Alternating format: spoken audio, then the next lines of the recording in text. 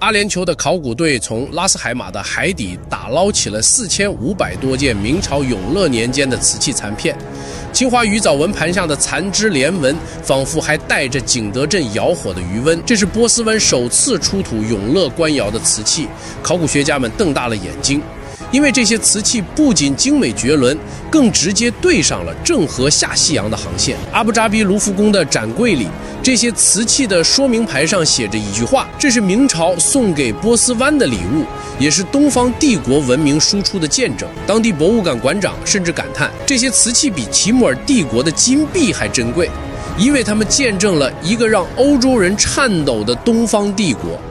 是的，你没听错，欧洲人对明朝怀有一种刻进骨子里的深深恐惧，这不是夸张，也不是虚构，而是一段被明史和明实录轻描淡写，却在欧洲人的记忆中留下浓墨重彩的历史。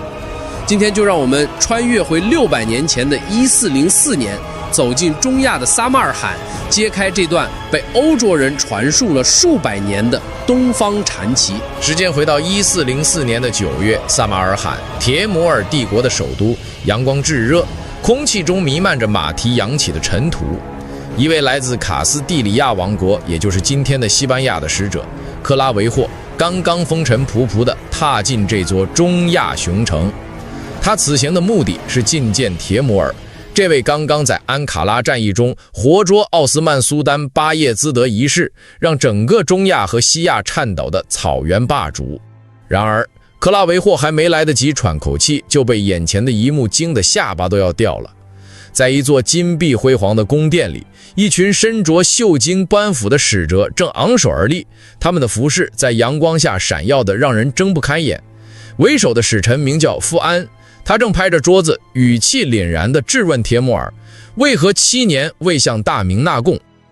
克拉维霍傻眼了，这是什么情况？铁摩尔是谁？那是刚刚横扫中亚、击败奥斯曼的战神，他的铁蹄让无数国家闻风丧胆。可现在，他竟然被一群来自东方的使者当面质问。更离谱的是，铁摩尔这位草原霸主脸色气得发紫，却硬是没敢发作，只是冷笑了一声：“我会亲自把贡品带过去。”克拉维霍的脑子里一片问号，他们是谁？他们从哪里来？谁派他们来的？为什么他们敢这么硬气？要弄明白这一切，我们得先把时间再往前拨，回到14世纪末的欧洲。那是一个让欧洲人瑟瑟发抖的时代。奥斯曼帝国如同一头凶猛的巨兽，从小亚细亚一路横推，攻城略地，几乎没有败绩。1396年的尼科波利斯战役，欧洲的十字军由数十个基督教国家组成的联军，被奥斯曼揍得满地找牙，匈牙利战场上尸横遍地。拜占庭帝国的皇帝甚至绝望到考虑放弃君士坦丁堡，逃往西欧。整个欧洲笼罩在一片末日般的阴霾中，没有人能阻止奥斯曼的铁蹄。直到1402年，一只从东方的猛虎杀了出来。这只猛虎不是明朝，而是铁姆尔帝国。在安卡拉战役中，铁姆尔以雷霆之势击败奥斯曼，活捉了苏丹巴耶济德一世。这位苏丹在被俘1年后郁郁而终，而铁姆尔的胜利直接把拜占庭的灭亡时间往后拖了半个世纪。欧洲人如释服痛，纷纷将目光投向这位中亚霸主，心想这大腿得赶紧抱。于是卡斯提利亚王国的使者克拉维霍被派往撒马尔罕，试图与铁姆尔结盟。然而他万万没想到，自己会撞见一场更震撼的外交大戏——明朝使团的拍桌子名场面。克拉维霍后来在自己的回忆录《出使铁木尔记》中详细记录了这场外交交锋。他写道，那些来自大明的使者身上带着一种让人胆寒的气场，仿佛背后站着100万雄师。他费尽心思打听，才弄清楚这些使者的来头。原来铁木尔帝国在1380年到1390年间竟然是大明的朝贡国，但在1396年，铁木尔为了第2次西征，绑架了所有外国使节，单方面断绝了与明朝的外交关系，这才有了富安拍桌子的一幕。他代表大明皇帝朱棣前来讨要7年未纳的贡品。更让克拉维霍震惊的是，铁木儿面对明朝使者的质问，竟然选择了隐忍。为什么？因为明朝的背后是一个让整个中亚都不敢轻视的东方巨龙。1404年的大明正处于永乐盛世的巅峰，永乐皇帝朱棣刚刚登基不久，雄心勃勃地要让大明的威名响彻四方。郑和的船队正扬帆西下，开启了七下西洋的壮举。陈诚5次出使西域，重开丝绸之路。更硬核的是，永乐19年1421年，朱棣在北京举办了一场持续1个月的大阅兵，来自几十个国家的使臣亲眼目睹了明朝神机营的火器表演，火铳齐射，火光映红了天空，爆炸声震耳涌聋。那些使臣个个目瞪口呆，仿佛看到了末日兵器。克拉维霍在撒马尔罕时，虽然还没见过神机营的火器，但他从铁木儿贵族的口中听到了关于大明的传闻。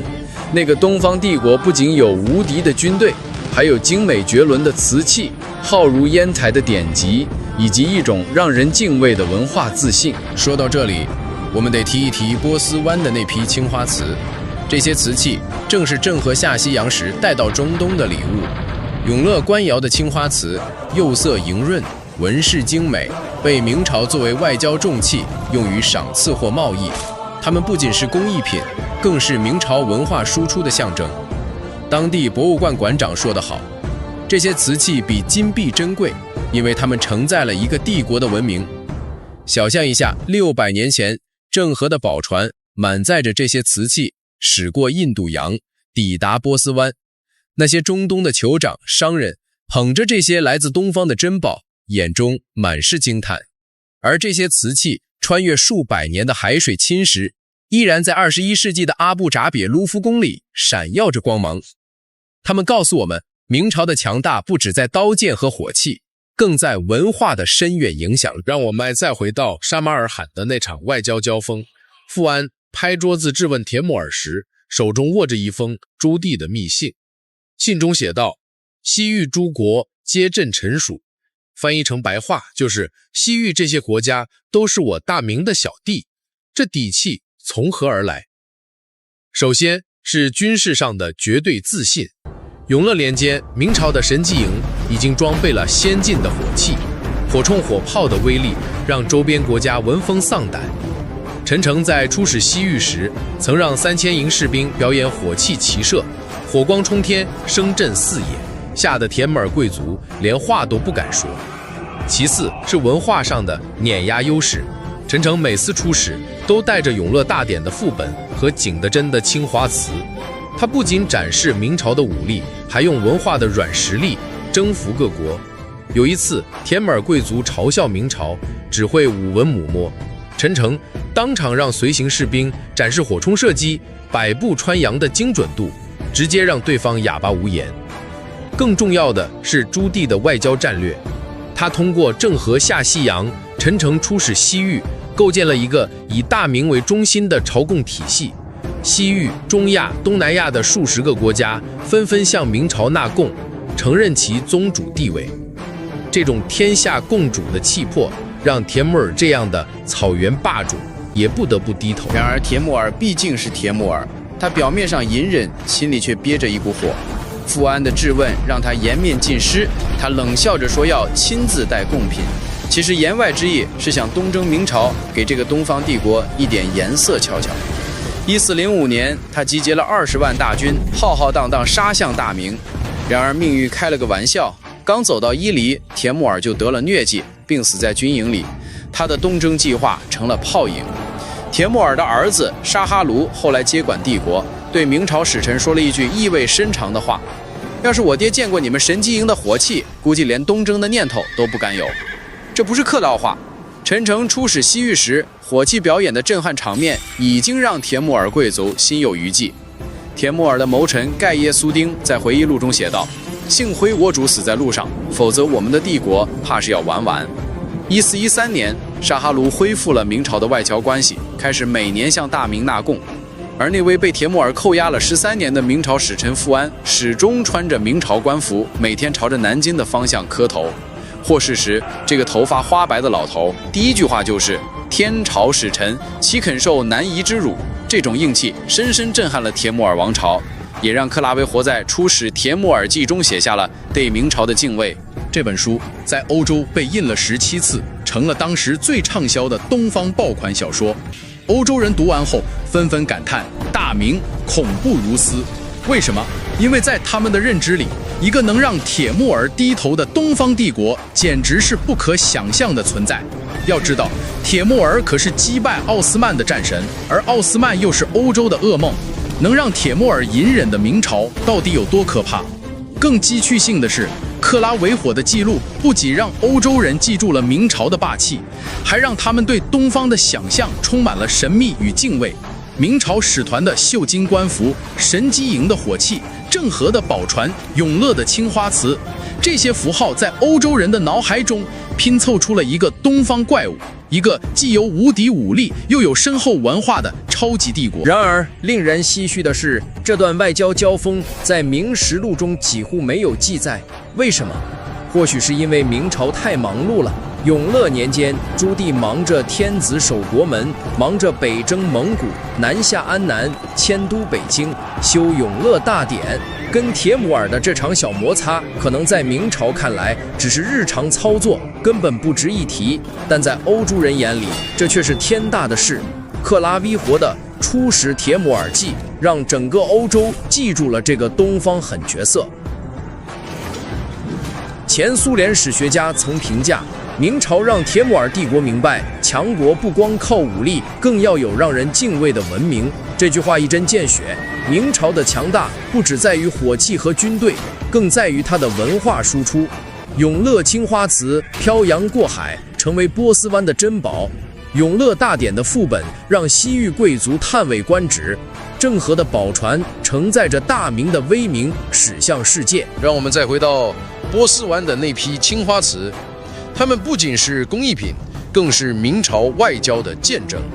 600年前，这些瓷器被郑和的船队带到中东，送给当地的酋长和国王。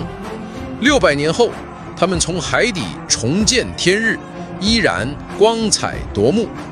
阿布扎比卢浮宫的展厅里，一件修复后的永乐青花鱼藻纹盘静静地躺在那里，旁边的小牌子写着明朝的礼物，帝国的荣光。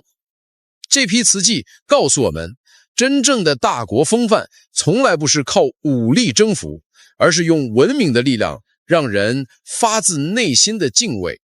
明朝的外交官们或许不知道，他们在萨马尔罕拍桌子的那一刻，不仅维护了国家的尊严，更在世界历史上留下了一笔浓墨重彩。他们用火器震慑，用瓷器征服，用文化感染，让整个中亚乃至欧洲都对大明投来了敬畏的目光。今天的我们站在21世纪的起点，回望600年前的永乐盛世，或许应该多读一读这些被历史轻描淡写的故事。富安的13年囚禁，陈诚的5次出使，郑和的7下西洋，永乐的青花瓷，这些片段拼凑出了一个自信、开放、强大的大明。它告诉我们，真正的文化自信就像那些青花瓷，历经海水侵蚀，依然在异国他乡绽放光芒。欧洲人对明朝的恐惧早已刻进他们的历史记忆，而我们应当从这些故事中汲取力量，明白一个道理：一个民族的伟大不只在于它的刀剑和火器，更在于它的文明能够穿越时间和空间，震撼世界，永不褪色。古代打仗的时候，真能一箭射死一个人吗？我们在各种古代战争片中经常能看到这样的场景：两军对垒，奋力厮杀，铺天盖地的弓箭射过来，战士们纷纷中箭倒地。你有没有过这样的疑惑？身中一箭真的会直接丧命吗？就算是现在的子弹，如果没有击中要害部位，也不一定能一枪当场致人死亡，更何况是古代靠人力拉动的弓箭呢？小兵们纷纷惨死箭雨之下的场景，到底是电视剧的浮夸，还是事实果真如此？要搞清楚这个问题，我们不妨先来了解一下古代箭的种类。第一种带戟两翼箭，这是古代弓箭里最为常见的一种，箭头中间有戟，而两边带有翼。这种箭头的设计符合空气动力学，能够实现较远的飞行。也正是因为它的两翼，一旦射中人的身体，就很难拔出来，除非是连着肉一块扯下来。而如果是射中四肢，伤到了骨头，就只能强行破骨取出。落个残废还算幸运，古代没有抗生素和消炎药，大多数伤者最终会死于伤口感染。第二种三叉箭，这种箭的箭头呈三角扁平状，箭头呈倒插形，中间有尖尖的刃，两侧设计有小刃。这种箭头的杀伤力更强，不管射中人体哪个部位，只要箭头不取出，伤者就会持续在钻心的剧痛中，甚至疼到休克。同样的道理，就算强行取出了箭头，伤者也极有可能死于感染。据说唐朝大将李嗣业就是死于箭伤，中箭后取出了箭头，结果他大呼一声杀敌，箭伤崩开流血而死。第三种飞猛箭，这是一种长箭头的箭，汉阳雄方言中有记载，箭其三脸长尺6者，谓之飞猛。这种箭的箭头呈三棱形，长1尺6，属于弩箭。被这种箭射中，身体会直接被射穿。小巧的三棱形箭头，杀伤力却拉得满满，人都射穿了，凭古代的医疗水平完全没治，直接领盒饭。在冷兵器时代，如果是近身搏杀，拼的是刀枪剑戟，看谁的技巧高明，谁的力气大，谁的武器更锋利。而弓箭作为一种远程攻击武器，对古人来说就相当于现在的枪支。如果是机械弩箭，那完全就等于是今天的导弹。有很多人认为，古代的弓箭如果不射中要害，不涂抹毒药，就不会致人死亡。其实这是一种误解，古代弓箭的威力甚至比现在的子弹更可怕。《宋史兵志》记载，宋真宗咸平元年，石龟宋献木鱼弩箭，能致远，入铠甲。啥意思呢？就是说这箭能射得很远，直接穿透铠甲。而且这种箭一般不是直接用人力发射，而是靠弓弩发射，威力相当巨大，据说可以直接洞穿2个士兵的身体。被这东西射中，基本就是当场死亡，保不定还被穿成了糖葫芦。原东南纪文记载，赵执中制木杆箭，能射300步外，名凤羽。这也是一种用弓弩发射的箭，堪称古代射程天花板，能够达到300步以外的距离。这种箭也是带戟两翼箭型，射中之后，即便当场不死，战后也极有可能死于感染。总结来说在古代战争中，大部分的士兵并不是直接被弓箭射死的，而是死于弓箭带来的附加伤害。所以在电视剧中，中箭击倒地的情景不乏有浮夸的元素，他们很可能会死，但大多情况下不是立马扑街就死。冷兵器时代，谁拥有了锋利的武器，谁就能成为霸主。一部战争史也是人类文明的进化史，优胜劣汰是历史法则，人类历史其实就是一部战争史。